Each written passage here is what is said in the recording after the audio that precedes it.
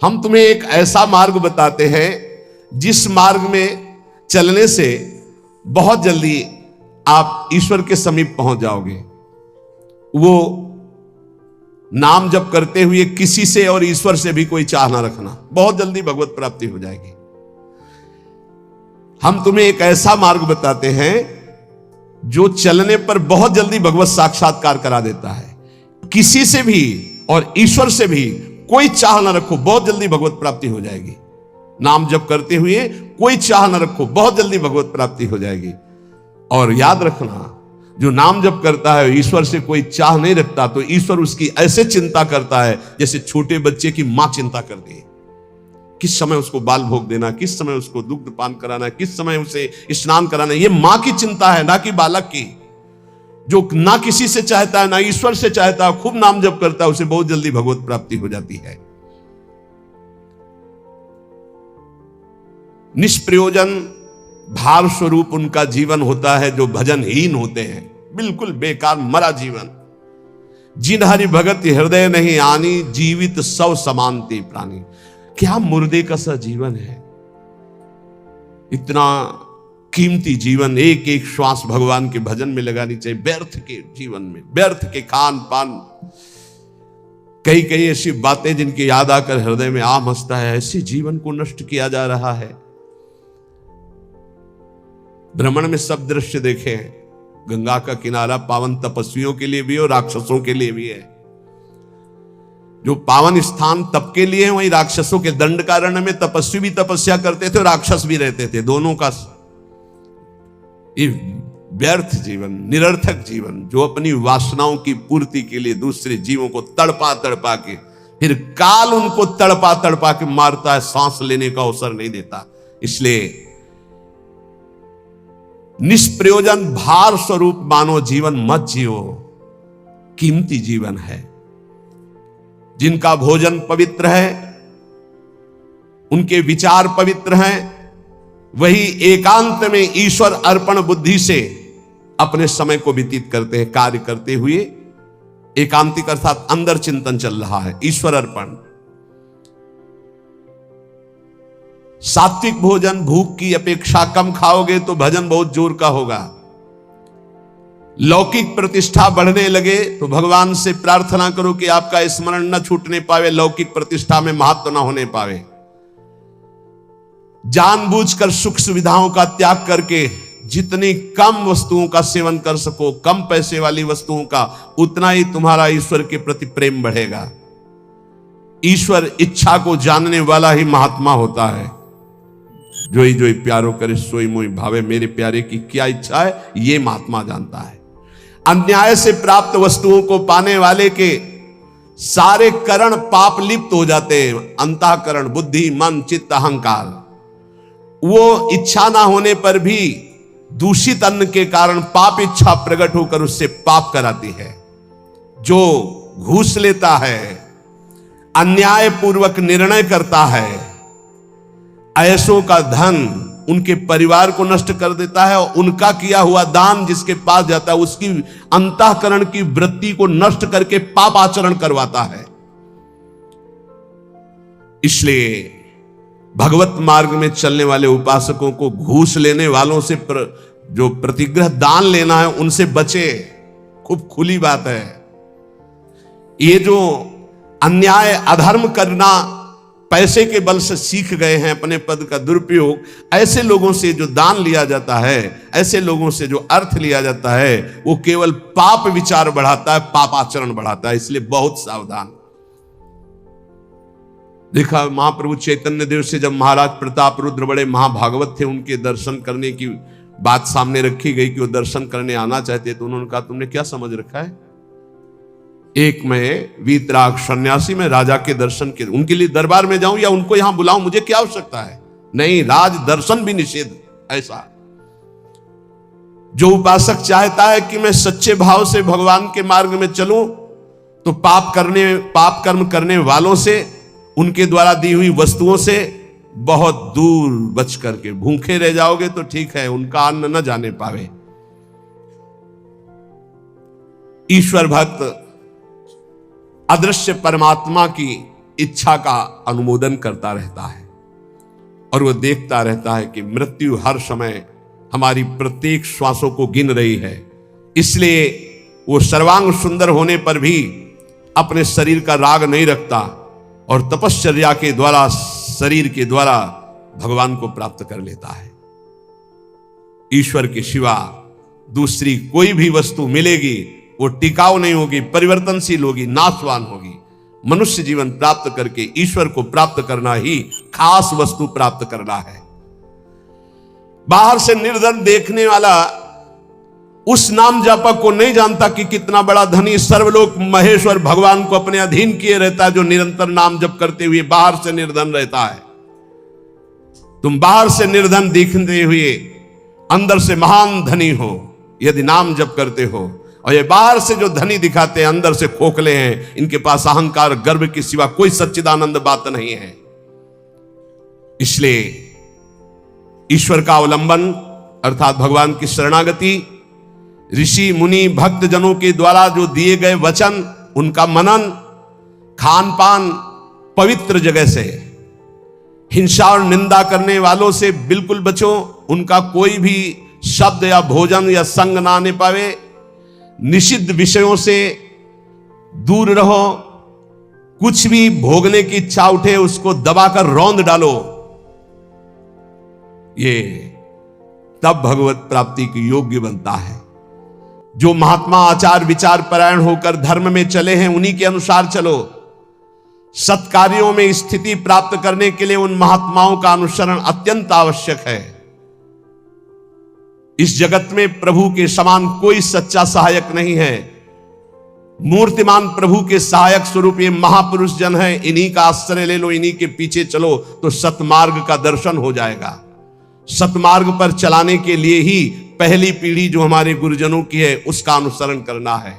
महाजनों का तेन सपंथा, संसार केवल फंसाने वाला है, महापुरुष ही केवल मुक्त करने वाले हैं। कल एक भगत कह रहे थे, हमारे पिताजी ने कसम खवाया कि वृंदावन गए तो तुम्हें हमारी कसम है, हमारा मरा मुख देखोगे। कसम का मतलब ये। बोले आपको गाली देते हैं। हम कहा धन्यवाद, कम से कम गाली दे रहे, साफ तो नहीं दिया। दक्ष ने साफ दे दिया नारद जी को, नारद जी को साफ दे दिया। कब? जब उनके पुत्रों को बाबा जी बना दिया। भगवान के मार्ग में जब प्रशस्त कर दिया दक्ष के पुत्रों को, तो दक्ष जी ने जल हाथ में लिया। जब नारद जी गए तो ये नहीं पूछा कि क्या हालचाल, कहा मैं साफ देता हूं, हमारे पुत्रों को भगवत मार्ग में लगा दिया, तुम 2 घड़ी से ज्यादा कहीं जिंदगी में टिकी ना पाओ। 2 घड़ी का मतलब होता है 48 मिनट। बोले इतने में तुम बहुत बड़ा काम कर देंगे, 48 मिनट में तुम बाबा जी बना देंगे भगवत मार्ग के पति। बोले आपके प्रवचन सुनकर हम माला जप करते हैं, वाणी पाठ करते हैं, थोड़ा तिलक लगा लेते हैं, वृंदावन की, तो वो कहते हैं हमारे लड़के को बर्बाद कर दिया इस नाम लेके। तो बात सही है, जो अपनी श्वासों को व्यर्थ में बर्बाद करते हैं, शराब पीते हैं, मांस खाते हैं, व्यभिचार करते हैं, गंदे आचरण में चलते हैं, क्या कैसे माता पिता हैं इस बात के लिए राजी हैं कि मेरा बेटा नरक जाए? इस बात के लिए राजी कि मेरा बेटा गलत आचरण करे, और वही शराब पी के जब आवे तो 2-4 मुझे थप्पड़ मार के घर से बाहर करे? ये आचरण अगर माता पिता को भगवान मानकर उनकी सेवा करो। वो कह रहा था कि आप अपराध भर हमको ना बोध कराएं, तो एक बार अंदर से इच्छा कि अपने बाप को उठा के पटके और खूब धुलाएगा। तो हम कहा अगर हमें मित्र मानते हो तो एक शब्द भी कटु मत बोलना।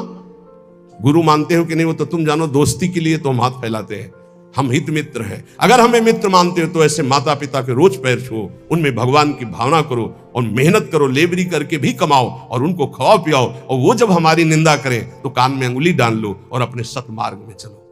बड़ा विचित्र समय है।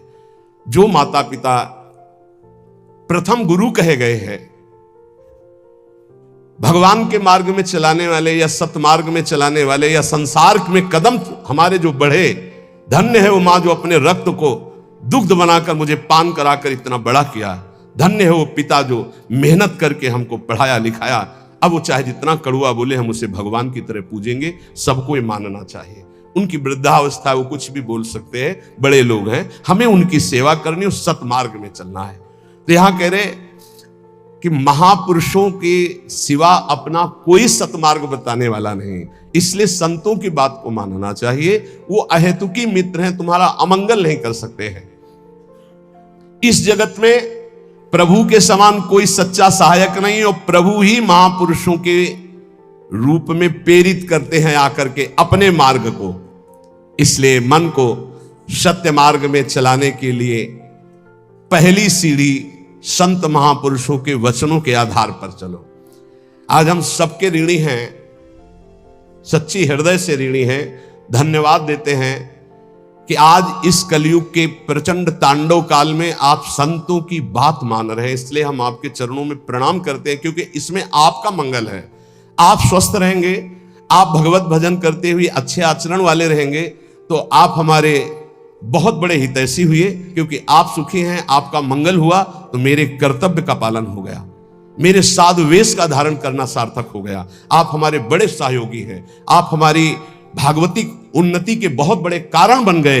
क्योंकि हम धन्यवाद के पात्र तभी बनेंगे जब हमारी बात को मानकर आप धन्य हो जाएंगे। हमारा कल्याण हो गया, हमारा मोक्ष हो गया, तो बहुत छोटी बात है। अगर हमारी बात से आपका कल्याण न हुआ, तो हमारी बात की बात क्या रहेगी? तो हमारी बात को सार्थक और समर्थ बनाना आपका कर्तव्य है। यदि आपने अपने कर्तव्य का पालन किया, तो मेरे कर्तव्य का अपने आप पालन हो जाएगा कि मेरा साधु वेश धारण करना, मेरा जीवन धारण करना, मेरा भजन करना, मेरा सतमार्ग में चलना सार्थक हो गया। हमारे देश के यदि 2-4 हजार लोग भी कुमार्गगामी प्रवृत्तियों को छोड़कर भगवत मार्ग में चल रहे, तो हृदय से आशीर्वाद देता हूं। आशीष देने के लिए तपस्या की जरूरत नहीं होती। मां अपने बच्चे को आशीष देती तपस्या से नहीं, दुलार से। आप स्वस्थ रहिए, आपकी बुद्धि स्वस्थ रहे, आपके जीवन का परम लक्ष्य भगवत प्राप्ति आपके हाथ में आवे, आप कभी गलत आचरणों में ना फंसे। अगर वार्ता को सुन करके अपने मन में धारण करेंगे, तो निश्चित ये वस्तु आपको प्राप्त होगी। क्योंकि हमारा जन्म सिद्ध अधिकार है भगवत प्राप्ति करना। जो संतों में पूर्ण श्रद्धा रखते हैं, अध्यात्म विषय में चलना चाहते हैं, उनको परमात्मा साक्षात्कार निश्चित हो जाता है। जो संतों में पूर्ण विश्वास करते कि ये जो कह रहे हैं सत्य है। कभी भी अगर दान शब्द का आया है, तो मन का दान कीजिए, श्वासों का दान कीजिए, अपने जीवन का एक एक कर्म भगवान को समर्पित कर दिए। ये शुद्ध बातें परमार्थ की।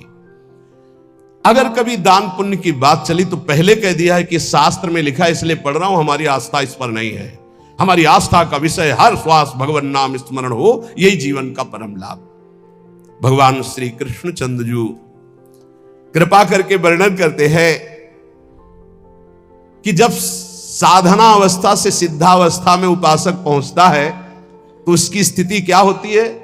बोले यदृच्छालाभ संतुष्टो द्वंद्वातीतो विमत्सरः समा सिद्धाव सिद्धौच कृत्वापि न निबध्यते। अपने आप जो कुछ भगवान की इच्छा से व्यवस्था हो जाती है, उसमें वो संतुष्ट रहता है सिद्ध पुरुष। तो साधक को सिद्धों का अनुसरण करना चाहिए। जथा लाभ संतोष सदा काहू सो कछु न चाहोगे, बहुत बड़ी सिद्धि है। यदि अच्छा लाभ संतुष्टो, मांगना बंद कर दो, ना भगवान से मांगो ना किसी मनुष्य से मांगो, मांगना बंद कर दो। यहां कह रहे मांगो मत, तो ऐसे देने के लिए बोलो मत। दोनों बातें संभाल के। भगवान की इच्छा ऐसे कर दिया, नहीं आया तो बोलना नहीं। कभी तुम बोलो मत और कभी तुम मांगो मत। ऐसे बोलने से अपराध लगता है, और ऐसे मांगने से अपने इष्ट की निष्ठा जाती है। और बोल दिया तो कर्जा समझ लेना, और मांग लिया तो आश्रय छूट गया, ये बात समझ लेना। दोनों को अपनी अपनी निष्ठा में रखना है। ना मांगना है और ना देने के लिए बोलना है। ऐसे दे दो, कोई जान नहीं पाया। और जैसे हरि रखते हो वैसे रह जाओ, और उसका एहसान मत मानो देने वाले का, तो दोनों का परमार्थ पुष्ट हो जाए। यदृच्छा लाभ संतुष्टो। बिल्कुल ये हम विनोद में बहुत खास बात बता रहे हैं। कभी संतों से, कभी भगवान के सामने, कभी ऐसे। जैसे एक आए थे कि हमने कहा था कि हे हनुमान जी, हमारा काम हो जाएगा तो आपको मंदिर बनवाएंगे। तो काम तो हो गया महाराज, मंदिर नहीं बन रहा तो हमारी दुर्गति होगी। हमका पक्की, इसमें पक्की, इसमें कच्ची नहीं होगी। देखो, भगवान के सामने संकल्प मत करो। अगर आपको कोई मांग रखनी, देखो सत्संग सुलझाव का है। सत्संग मतलब सुलझना। हमारे बाप हो, हे प्रभु मुझे ये चाहिए। जैसे अपनी मम्मा और पप्पा से मांगते तो कैसे मांगते हैं, हमें चाहिए। उनको हम ये थोड़ी कहते हैं कि हमको ये देते हो, तुम्हें हम ये ले आएंगे, तुम्हें वो ले आएंगे, तुम्हें ऐसा प्रलोभन देते हैं क्या? थपड़िया देंगे माता पिता। हमारा बच्चा हमको प्रलोभन देता है, जाल में फंसाना चाहता है, ऐसे थपड़िया जाओगे अगर प्रभु को प्रलोभन। और अगर बड़े दाता बनते हो कि मंदिर बनवा देंगे तो भी काम हो गया, बनवाओ मंदिर। नहीं बनवाओगे तो फिर भगवान का जो विधान है वो आपको फिर परेशान करने लगे। कभी संकल्प मत करो, कभी भगवान के मंदिर में कुछ वादा मत करो, कभी संतों के पास कोई वादा मत करो। वादा करो तो फिर अक्षरशः पूरा करो, नहीं मत करो वादा। अपनी मांग रख दो। संत हैं पिता के समान हैं, प्रभु हैं परम पिता के समान हैं, हनुमान जी हैं हमारे गुरु भाई हैं, हमारे मित्र हैं, हमारे इष्ट के प्रेमी हैं। अम्मा तो अम्मा है जगदम्बा, उनसे क्या कहें, उनसे मांग लो। उनसे क्या कहना कि आपको चुनरी उड़ा देंगे, वो चुनरी की कमी है। अरे जिनके दूल्हा भगवान शंकर, उनके चुनरी कमी। विश्वात्मा भगवान अम्मा हो, आप हमें दे दो। हमारे मन में लालसा जगी। अब बेटे हो तो कुछ तुम्हें आवश्यक है तो आप भाव अपने अर्पित कर सकते हो मां के समान। लेकिन मांगना और वादा करना ये दो बातें नहीं। आज सत्संग में बात बैठा लो, ना भगवान के सामने ना कभी संत के सामने कभी वादा मत करो कुछ देने का। तुम्हारे पास जो कुछ है वो गुरुदेव का इष्ट का है, क्या दोगे? अगर वादा करो तो उसे भूलो मत, निर्वाह करो। दूसरी बात, मांगो मत, वो सर्वज्ञ है, अपने आप पूरा करेंगे। यदृच्छा लाभ संतुष्टो, जैसे भगवान परिस्थिति दे रहे हैं उसमें संतुष्ट रहो। द्वंद्वातीतो विमत्सरा, किसी भी द्वंद्व का तुम्हारे ऊपर कोई प्रभाव ना पड़े। जैसे मान है, अपमान है, अनुकूलता है, प्रतिकूल। कल एक अपने यहां तो बहुत बड़ी कृपा होती है, हर प्रकार के उदाहरण मिलते रहते। कल एक भगत जी ने कहा जब अनुकूलता रहती तो हमें पातिव्रत धर्म भी याद रहता है, सब याद रहता, जब प्रतिकूलता आती तो सब भूल जाते हैं। इसको कोई भक्ति कहते हैं? अनुकूलता में तो सब जय हो बोलते हैं, जब प्रतिकूलता में जय हो बोलो तब तो तुम्हारी भक्ति रही। द्वंद्व आती तो अनुकूल प्रतिकूल, मान अपमान, लाभ हानि, दुख सुख में बराबर जिसका भाव रहता है वो सिद्ध महापुरुष होता है। साधक को बराबर भाव रखने की चेष्टा करनी चाहिए। विमत्सरा, किसी के प्रति ईर्ष्या मत रखो। ईर्ष्या बहुत हानिकारक है। ईर्ष्या में बहुत बड़े बड़ों का पतन होते देखा है। ईर्ष्या बहुत जल्दी नाश कर देती है, इसलिए ईर्ष्या दूसरे के प्रति होने का मतलब अपना नाश करना। समा सिद्धाव सिद्धो चो, साधन में चल रहे हो, लाभ मिले ना मिले, आपका साधन सच्चिदानंद में, निराश होने की जरूरत नहीं है। बहुत ध्यान से सुनना, नहीं तो ये आने लगता है कि हमारा इतना समय हो गया भजन करते, कोई लाभ तो हमारे को मिला नहीं। देखो, गुरु कृपा से कभी तुम्हें लाभ नहीं दिखाई देगा, गुरु कृपा से। और जब लाभ दिखाई देने लगे तो जान लेना अकृपा आ गई है। क्यों? अहंकार के बिना लाभ का अनुभव नहीं होता। जब अहंकार आता है तब लगता मेरे में सद्गुण आ गया, और जब दैन्यता आती तो बड़े बड़े सिद्ध महापुरुषों को देखा, कभी उनको यह अनुभव नहीं होता मैं प्रेमी हूं, मैं भागवती हूं। जितने महापुरुषों की वाणी आप पढ़ के देख लीजिए, अहंकार रहित महापुरुष तो अपने को अधम, तुच्छ, नीच, मूढ़, कामी यही शब्द बोले हैं अपने लिए। जब अपने में आ जाए कि मैं निष्कामी, मैं महात्मा, मैं सिद्ध, मैं तो जान लेना अहंकार जागृत हो गया है। और ये भगवान की कृपा से नहीं होता है, अकृपा से होता है। इसलिए समा सिद्धाव सिद्ध हुआ, चाहे ऐसी स्थिति दिखाई दे कि हमारे में कुछ लाभ आ गया है, या चाहे दिखाई दे कुछ लाभ नहीं आ गया है, ना फूलो ना भूलो, सम रहो। समः सिद्धाव सिद्धौ च, दोनों में समान भाव रखो। चक्रत्वापि न निबध्यते, वो कभी इस माया में बंधता नहीं है। आगे भगवान कह रहे, गत संगस्य मुक्तस्य ज्ञानावस्थित चेतसः यज्ञायाचरतः कर्म समग्रम प्रविलीयते। किसी के भी संग का कोई भी रंग ना चढ़ने पावे, उसे सिद्ध पुरुष कहते हैं। जित संग दोषा, चाहे वो घोर पापी हो, नीच हो, व्यभिचारी हो, दुराचारी हो, नाना प्रकार की भोग सामग्री, बहिर्मुख पुरुषों का सब कोई फर्क नहीं, वो अपने रंग में है। जो रही मुत्तम प्रकृति का कर सकत कुसंग, चंदन विष व्यापत नहीं लपटे रहत भुजंग। क्यों? क्योंकि वो परमात्मा भाव में स्थित है। गत संगस्य मुक्तस्य है, वो मुक्त हो चुका है, इसलिए कोई भी संग उसके ऊपर प्रभावित नहीं। ये मुक्त महापुरुष की पहचान होती है। कोई भी संग उसके ऊपर प्रभाव नहीं डाल सकता। काम का, क्रोध का, लोभ का, मोह का, मद का, मत्सर का कैसा भी संयोग आ जाए उसके ऊपर कोई प्रभाव नहीं। स्वात्मा रामम विषय मृग तृष्णाम भ्रमयति, मुक्त पुरुष कभी विषय मृग तृष्णा में भ्रमित नहीं होता। कैसी भी क्रिया का संयोग बन जाए, कैसे भी पदार्थ का संयोग बन जाए, कैसी भी घटना आ जाए, कैसी भी परिस्थिति आ जाए, कैसी भी व्यक्ति के सामने उपस्थिति हो जाए, उसके ऊपर कोई फर्क नहीं पड़ता। गत संघर्ष है। जो बांधने वाला है जन्म मृत्यु का बंधन है, वो देहाभिमान है, वो उसका नष्ट हो चुका है। इसलिए किसी भी तरह का कोई भी विकार उसके अंदर हावी होता ही नहीं है।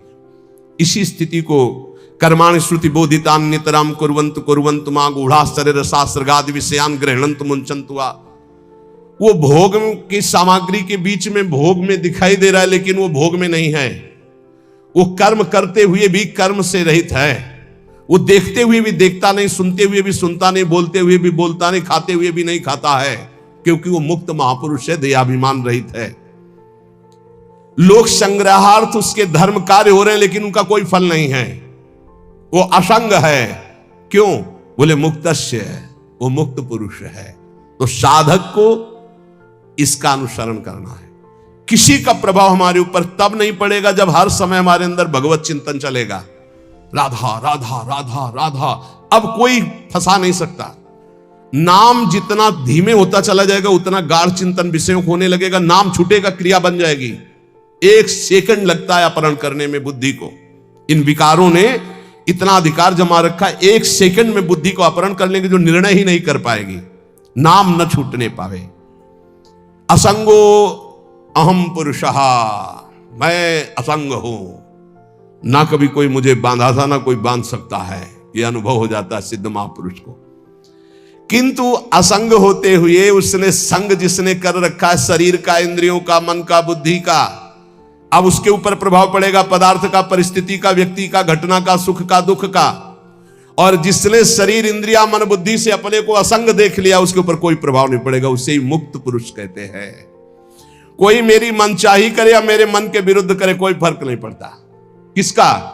जो शरीर, इंद्रिय और मन से अलग हो चुका है।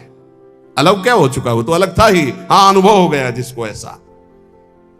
चाहे अकेला बैठा हो या हजारों के बीच में, शरीर स्वस्थ हो या रोगी, भोग बाहुल्यता हो या किंचन, मनचाही हो या मन के विरुद्ध, कोई फर्क नहीं पड़ता उसमें। गत संगस्य मुक्तस्य। क्यों? क्योंकि वो अपने स्वरूप में स्थित है। वो किसी क्रिया या शरीर या मन या बुद्धि या चित्त या अहंकार या इंद्रियां, कामना, ममता, कुछ नहीं उसके हृदय में। लेकिन साधक के हृदय में सब होता है। साधक के हृदय में सब होता है, पर होते हुए भी वो नाम जप के द्वारा, प्रवीण हुई बुद्धि के द्वारा अपने को बचा लेता है। मुक्त पुरुष की पहचान है कि वो विविध प्रकार के भोगों के बीच में रहते हुए भी किंचन मात्र विक्षिप्त नहीं होगा। किसी भोग का उसके ऊपर कोई प्रभाव नहीं पड़ेगा। ज्ञानावस्थित चेतसा, क्योंकि वो ज्ञानावस्थित हो गया है। वो अपने चेतन स्वरूप, आत्म स्वरूप में स्थित हो चुका है, भगवत स्वरूप को प्राप्त हो चुका है। और साधक का कार्य है इस जड़ शरीर से अपना संबंध अलग मानकर भगवत स्वरूप में स्थित होना। यज्ञायाचरतः कर्म समग्रम प्रविलीयते।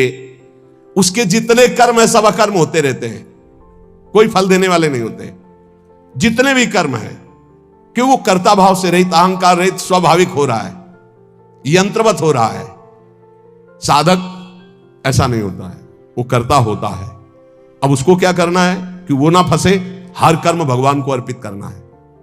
अगर भगवान को कर्म अर्पित कर दिए तो वो भी अकर्म हो गए, वो फल देने में समर्थ नहीं होते। आगे आएगा समझ में।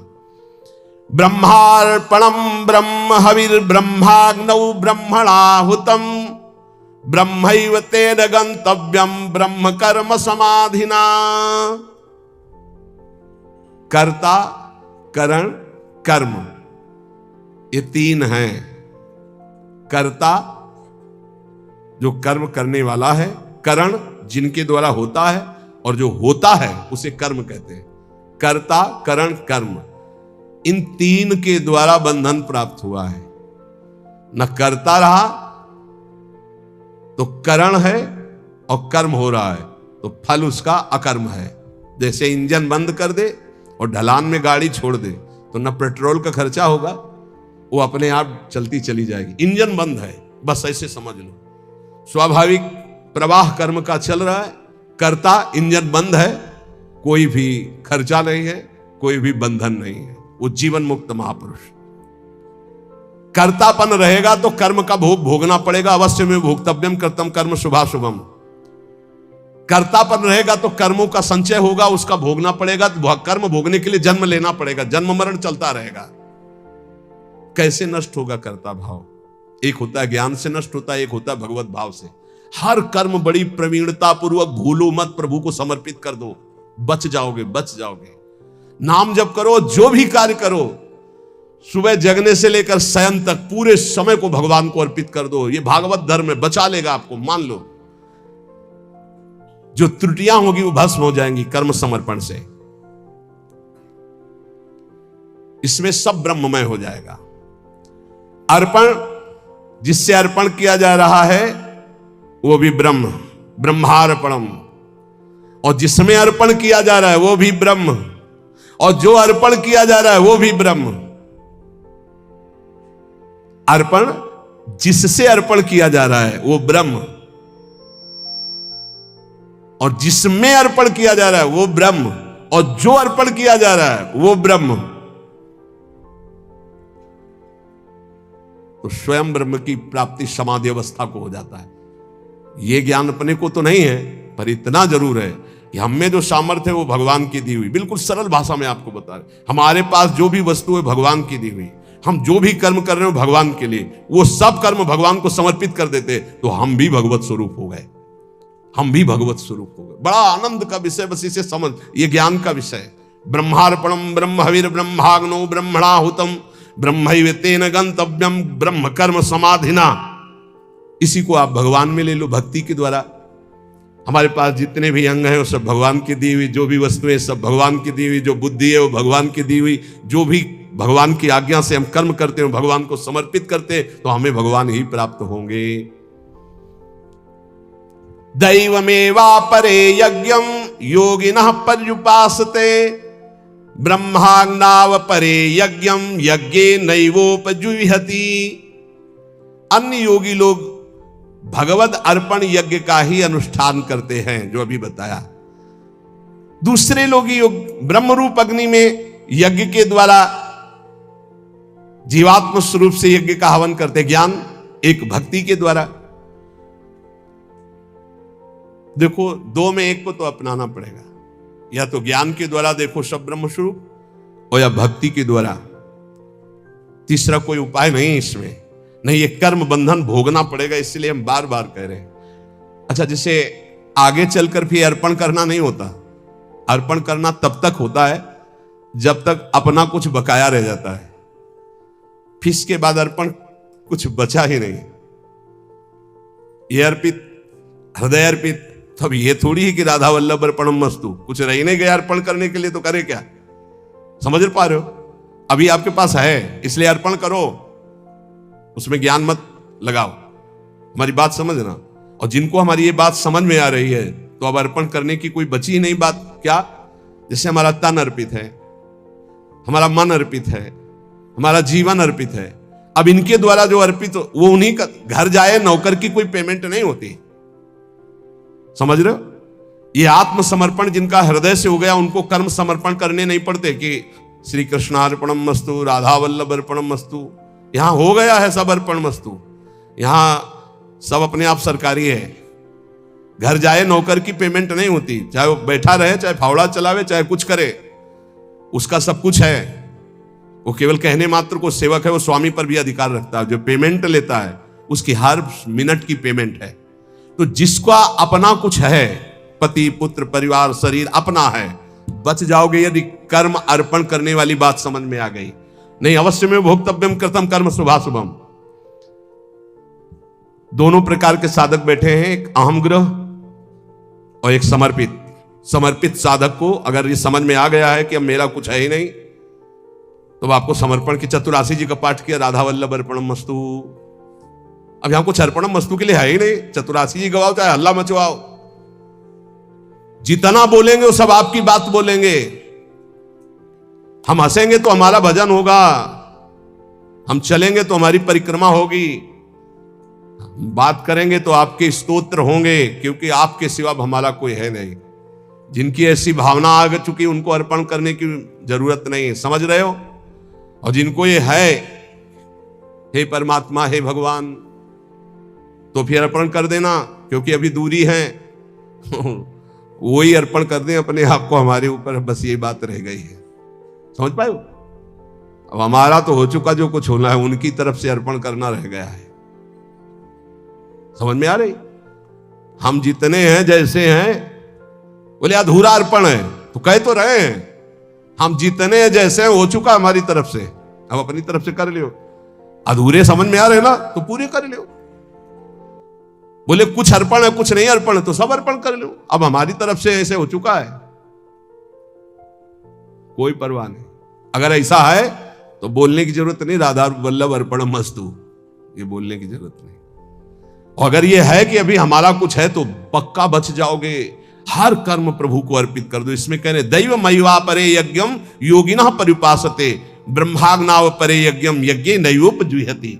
एक है कि वो सब कर्म भगवान को समर्पित करते हैं, भगवान की सामर्थ्य से, भगवान के द्वारा दी वस्तुओं से भगवत कर्म हो रहे, भगवान को अर्पित। एक है ब्रह्माग्नाव परे यज्ञम यज्ञे नैवोपजुह्यति, ज्ञान के द्वारा। अब अपने अर्पणम मस्तु एक बार हो गई, अब बार बार नहीं होगी।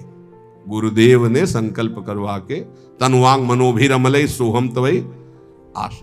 अब जैसे कोई आपसे कहे कि अधूरा अर्पण है इसीलिए अनुभव में नहीं आ रहा है, तो आपसे हम सलाह ले रहे हैं क्या?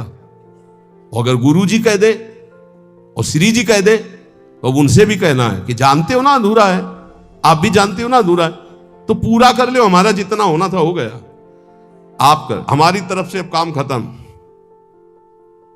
देख लो अंदर से, बिल्कुल हम वो बात कहते हैं जो मुक्त होना है, श्री जी से मिल जाना है।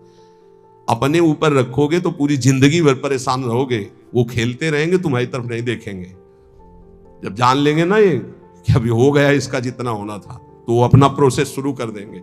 शुरू करो प्रोसेस, बिल्कुल तैयार। वही पूरा सूरा, हम जैसे भी हैं आपके हैं, वही हुआ पूरा सूरा, वही बलवान हो गया, वही पूरा हो गया। ऐसे ऐसे वही कर सकता है जिसने अपने तन वांग मनोभिरमलय सोहम तो विवाश्रिता, हम आपके आश्रित हैं। अब आप पूर्णता अपनी तरफ से कर लीजिए, हमारी पूरी जिम्मेवारी उनके हाथ है। हमारी को मतलब समझ रहे हो? जो पूर्ण रूप से ऐसे जिनका कुछ है उनके लिए कह रहे हैं कि या तो दो मार्ग, या तो ज्ञान के द्वारा सब ब्रह्म में, और या तो भगवान को अर्पित।